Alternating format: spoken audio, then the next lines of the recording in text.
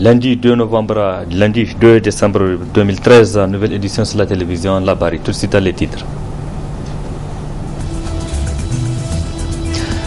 Visite de travail du président mauritanien au Niger, Mohamed Ould Abdelaziz, est accueilli en grand ami par le président de la République, Issoufou Mahamadou. Les travaux de la session budgétaire de l'année 2013 ont pris fin ce lundi. Plusieurs projets de loi ont été examinés et adoptés par les députés, dont le budget 2014 estimé à plus de 1867 milliards. Mesdames, Messieurs, bonsoir et bienvenue sur cette édition sur la télévision Labari. Je l'annonçais donc dans les titres. Le président de la Mauritanie, Mohamed Ould Abdelaziz, est au Niger pour une visite de travail de 2 jours. À son arrivée ce matin, c'est un accueil plein de chaleur qui lui a été réservé à l'aéroport international Diori Hamani. Retour sur l'ambiance de l'accueil avec Youssouf Omar sur les images de Sadoudoumi. C'est un accueil plein de chaleur qui a été réservé au président mauritanien Mohamed Ould Abdelaziz à l'aéroport international Diori Hamani de Niamey. Le premier ministre Birji Rafini, le président de l'Assemblée nationale Hamamadou, les membres du gouvernement, les officiers supérieurs de forces de défense et de sécurité, le personnel de la représentation mauritanienne au Niger et la communauté mauritanienne étaient tous au pied de l'avion pour souhaiter la bienvenue à Mohamed Ould Abdelaziz et sa délégation. Après les salutations et les honneurs militaires, le président de la République Issoufou Mahamadou, le président de l'Assemblée nationale, le premier ministre et leur hôte se sont retrouvés dans le salon officiel de l'aéroport pour les premiers échanges. Notons qu'au cours de cette visite, plusieurs sujets seront débattus par les deux chefs d'État. Certainement, la question sécuritaire dans le Sahel fera l'objet de larges discussions entre Issoufou Mahamadou et Mohamed Ould Abdelaziz.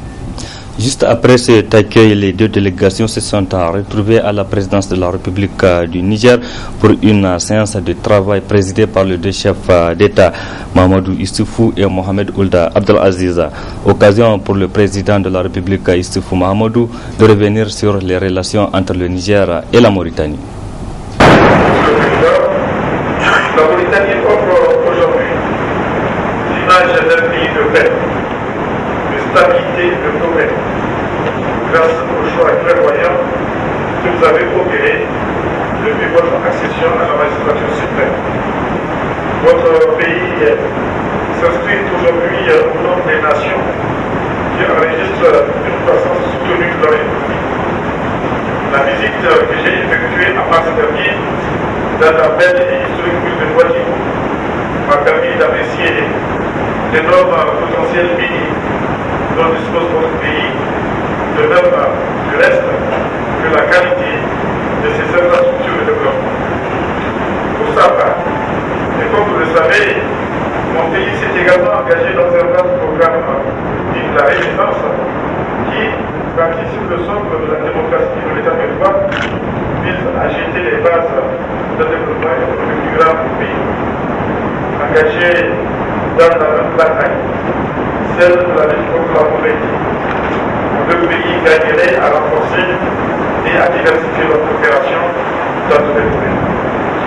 Il convient avec l'égard de se féliciter des résultats de la première session de la grande commission mixte tenue en août dernier, qui a permis la signature d'importants accords et qui a lancé le processus de signature de plusieurs portes. Monsieur le Président, je voudrais en particulier m'appesantir sur la question de la sécurité, qui mérite assurément que nous lui apportions une importance de premier ordre, surtout pour l'égard des graves périls qui vont peser sur les États de notre espace, le terrorisme et le narcotrafic. La grave crise à laquelle le Mali, ce pays frère, condamné à nos deux États, a été confronté, nous demande plus que jamais de renforcer nos relations à travers notamment notre appartenance au groupe des pays du champ. L'accord de coopération militaire entre nos deux pays est un pas important sur la voie de l'établissement de relations solides dans cet important secteur. Les échanges auxquels nous avons procédé tout au long de notre séjour permettront, j'en suis sûr, de passer en revue les différents actes de notre coopération, de les renforcer de façon à répondre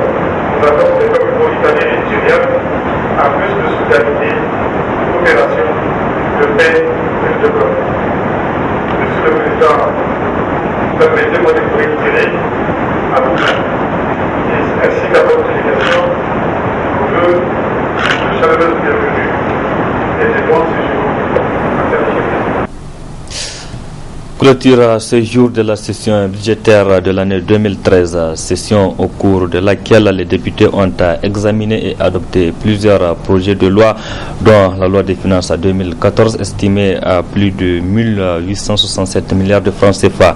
La cérémonie de clôture a été présidée par le président de l'Assemblée nationale, Hama Amadou, en présence de plusieurs autres invités, parmi lesquels Asmana China et Chebi Guissou.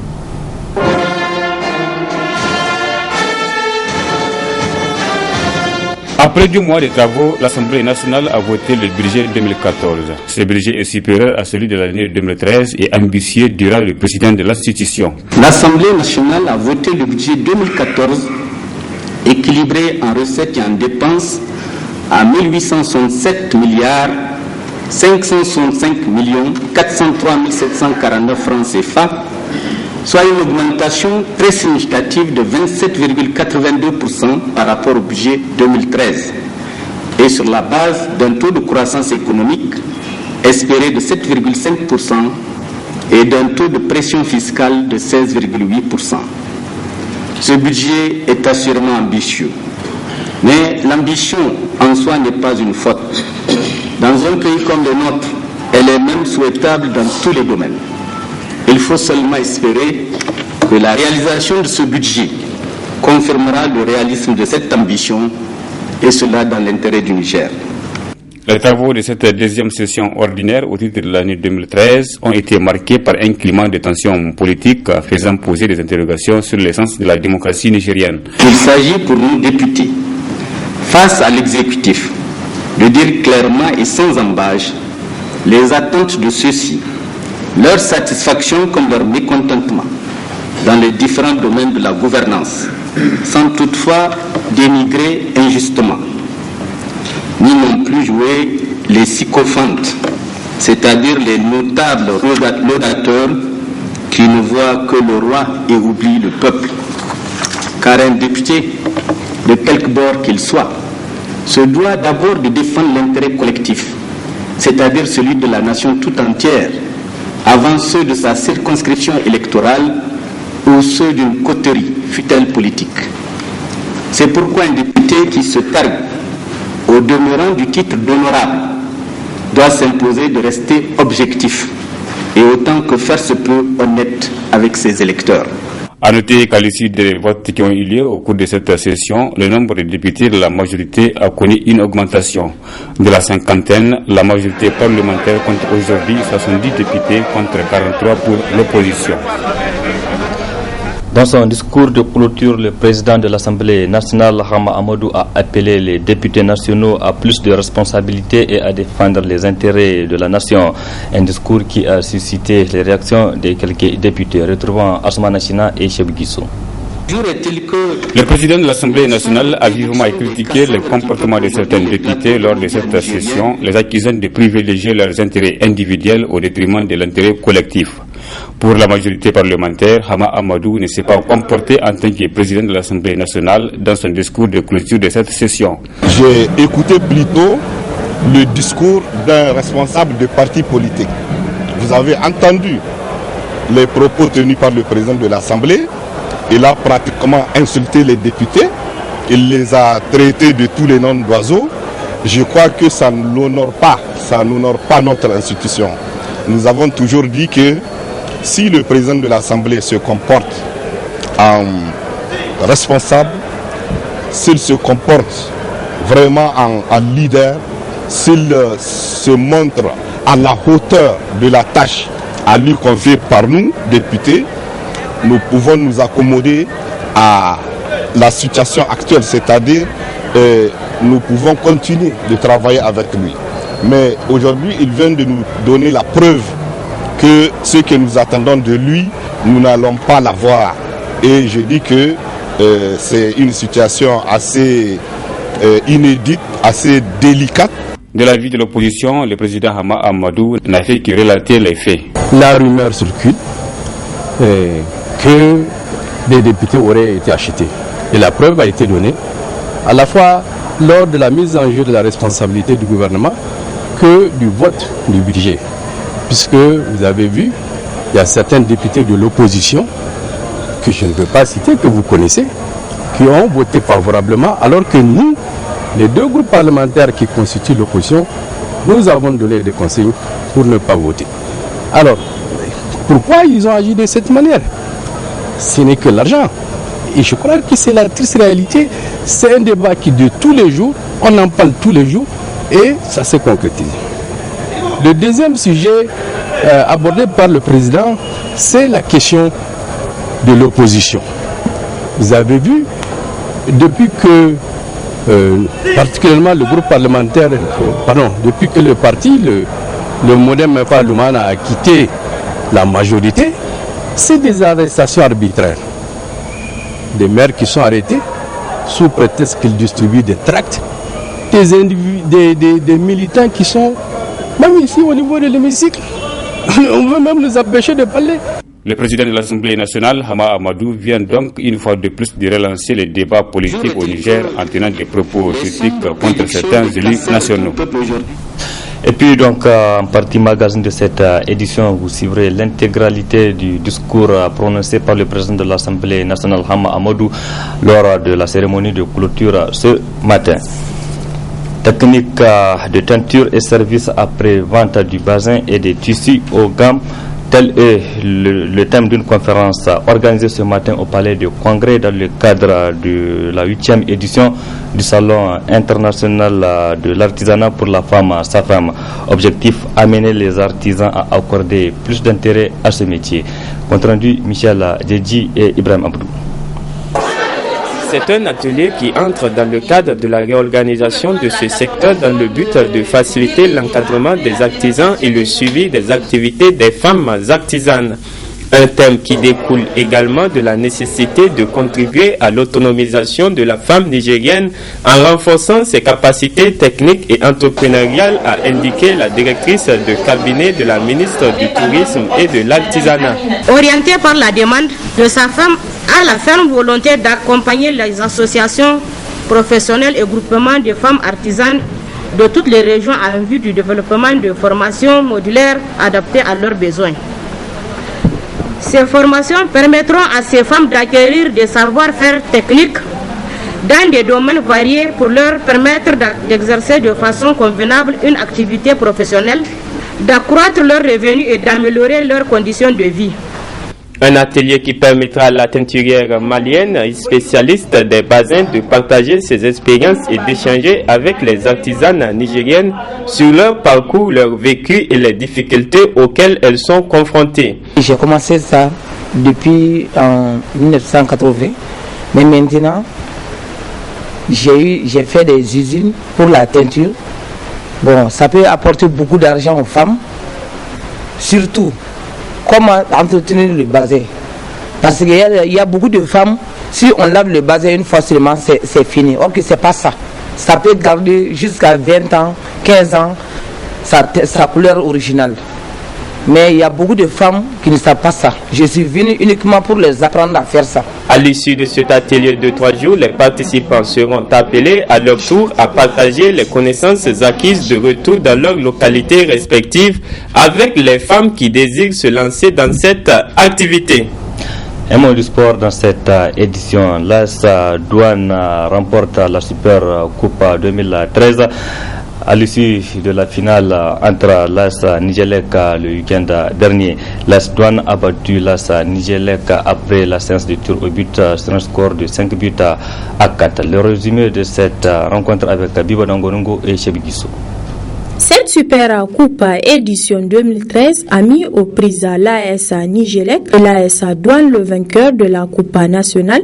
Un match de haut niveau qui s'est soldé après 90 minutes de jeu par la victoire de l'AS Douane sur le score de 5 buts à 4. On a pris encore un but sur penalty. Bon, un penalty, ça peut arriver à tout moment. Un mauvais placement, un mauvais geste, ça peut occasionner un penalty. Et c'est ce qui s'est produit dans notre surface de réparation. L'arbitre a jugé, il y a un penalty, donc je ne discute pas, il y a un penalty. Bon, donc, nous sommes toujours en train de travailler, nous allons continuer à travailler. L'essentiel, c'est de déceler les lacunes pour pouvoir les corriger. Le temps de jeu, nous avons eu le dessus sur l'adversaire. Donc moi j'y croyais beaucoup et à revenir sur le score.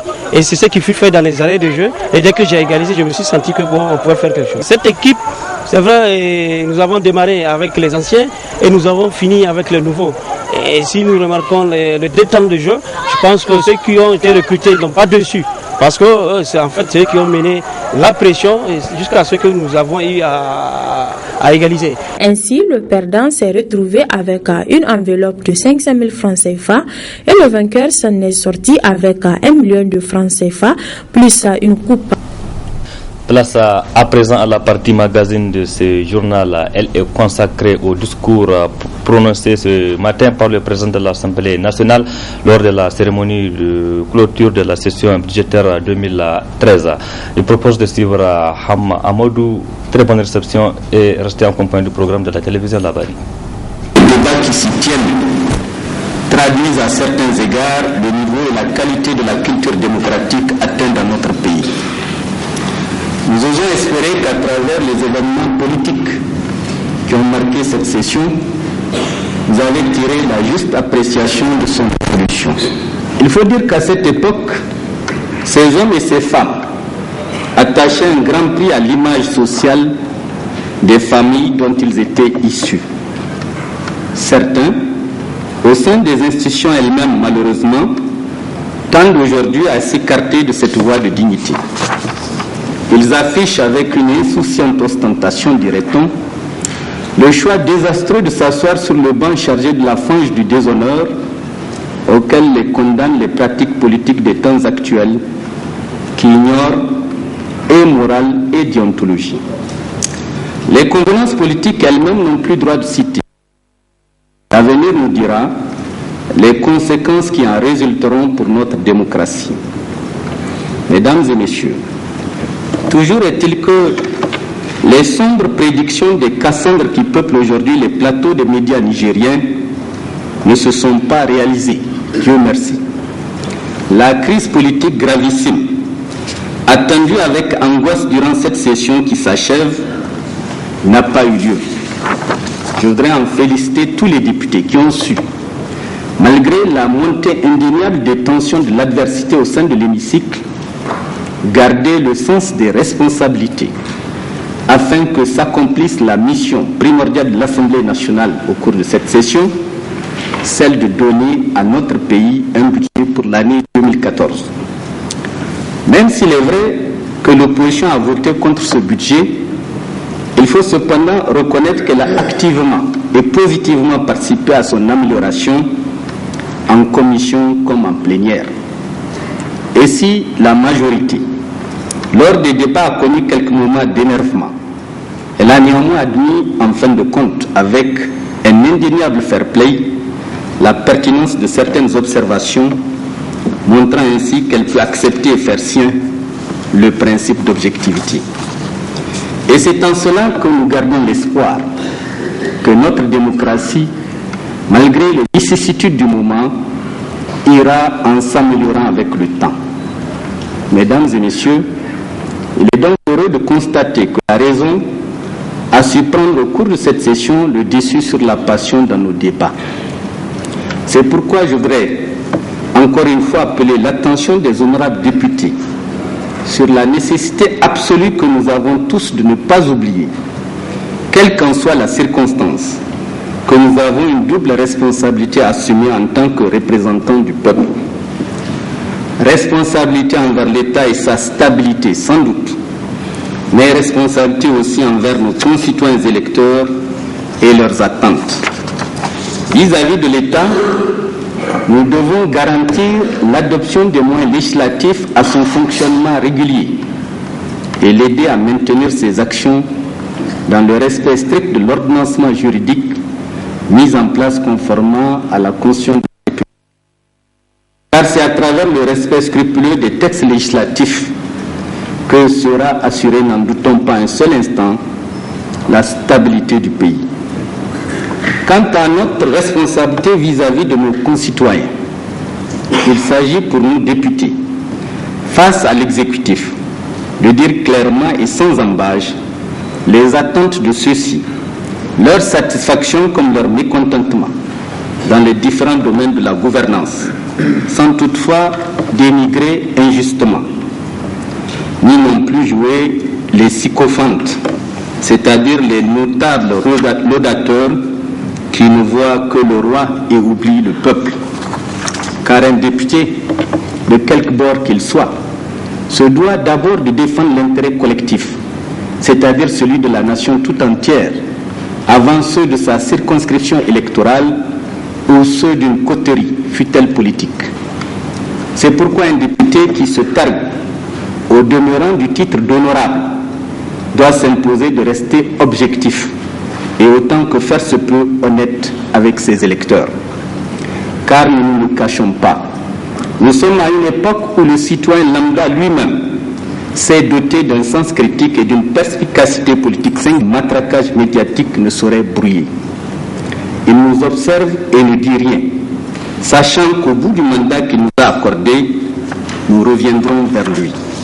Mesdames et messieurs, avant de terminer, je tiens à féliciter sincèrement la Commission des finances ainsi que toutes les autres commissions qui ont déployé des efforts extraordinaires dans le climat politique délétère du moment pour examiner avec la minutie d'une colonie de fourmis 2 lois de finances simultanément au cours de cette session.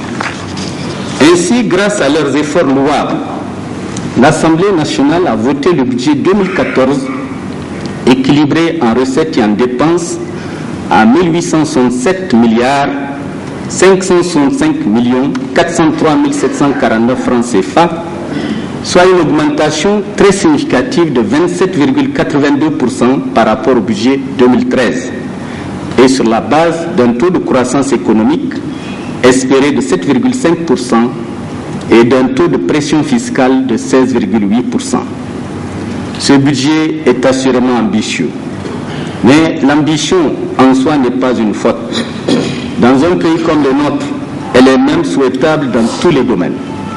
Il faut seulement espérer que la réalisation de ce budget confirmera le réalisme de cette ambition, et cela dans l'intérêt du Niger.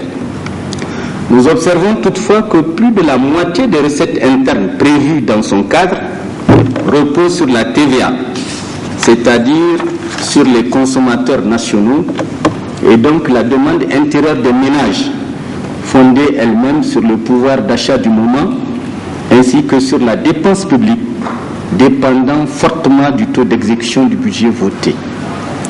Il faut donc souhaiter que ce pouvoir d'achat se renforce, ou à tout le moins s'étende davantage à un plus grand nombre de nos concitoyens, à travers des emplois privés plus nombreux, mais également plus durables.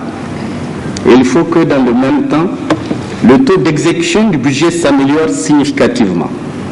Pour le reste, nous souhaitons au gouvernement, et je suis sincère, Monsieur le Premier ministre, de réussir à concrétiser les ambitieux programmes évoqués dans ce budget. Nous le souhaitons d'autant plus que l'Assemblée nationale vient de vous renouveler sa confiance bien au-delà de la majorité liée à la mouvance présidentielle. Ainsi conforté dans le bien fondé de ses actions par la représentation nationale, le gouvernement peut donc désormais agir avec plus d'audace, je crois, pour réaliser son programme dans l'intérêt des populations nigériennes. Mais pour y parvenir, il faut aussi que sur le plan politique, cesse le harcèlement des Nigériens qui ont opté pour la contradiction politique. Car l'opposition avant tout, force politique existante pour offrir une alternative au peuple nigérien, est démocratique et entend le rester. Elle n'a nullement l'intention de comploter, que cela soit clairement entendu, pour remplacer le pouvoir dans les délais, avant les délais ou en dehors des modalités d'alternance prévues par la Constitution. Ceux qui le prétendent ne nourrissent en effet que l'intention depuis longtemps arrêtée de se débarrasser par cette accusation dictée par la pure malveillance des adversaires politiques dont on veut ternir la réputation sur le plan international avant de les jeter aux oubliettes. Mais Dieu veille, n'en doutons pas. L'alternance, l'opposition la veut par la voie des urnes et non par la pointe des baïonnettes. L'opposition doit donc pouvoir jouir de tous ses droits, sans vivre sous des menaces judiciaires permanentes. Car la démocratie, pour être considérée comme réelle et vivante dans un pays, a besoin de débats politiques contradictoires, tolérants et apaisés. Il faut donc que le statut de l'opposition soit respecté. Au-delà de cette parenthèse, Monsieur le Premier ministre, l'Assemblée nationale, par ma voix, vous adresse ses félicitations et vous souhaite de réussir votre difficile et délicate mission dans l'intérêt de notre peuple, c'est-à-dire de nous tous. C'est sur ce mot que je déclare clos les travaux de la session budgétaire 2013. Je vous remercie.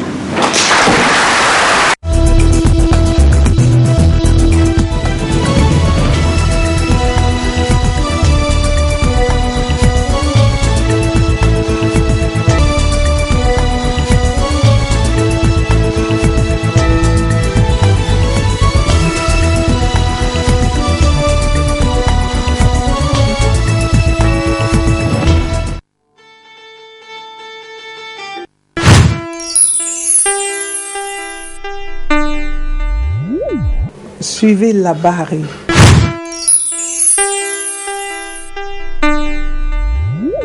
C'est les meilleures émissions.